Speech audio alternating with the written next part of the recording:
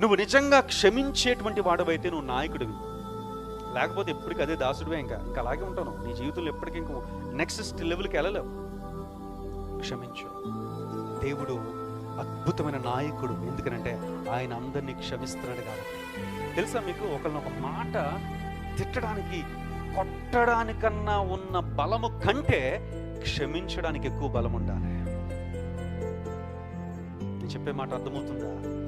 ఒకళ్ళని కొట్టడానికి నువ్వు చాలా బలం కావాలనుకుంటున్నావేమో, కానీ కొట్టడానికి కాదండి, ఒకరిని క్షమించడానికి బలం కావాలి.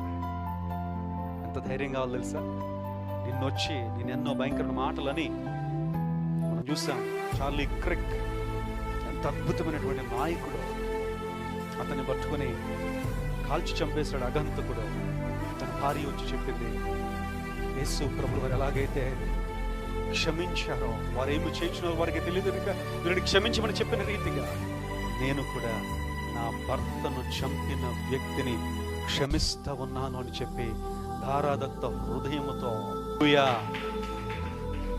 ఒక క్రైస్తవుడు మాత్రమే ఇతరులను క్షమించగలడు. ఒక క్రైస్తవుడు మాత్రమే ఎంతగా, ఎన్ని రకాలుగా, ఎన్ని రీతులుగా నీవు ఇబ్బందులకు గురి చేసినటువంటి వారైనప్పటికీ కూడా వారిని క్షమించేటువంటి గొప్ప మనస్సు కేవలము క్రైస్తవులకు ఉంటుంది. నీవు నిజంగా క్షమించగలిగితే నీవు క్రైస్తవుడు. క్షమించలేకపోతే నీవెవరివో నువ్వే ఆలోచించుకో.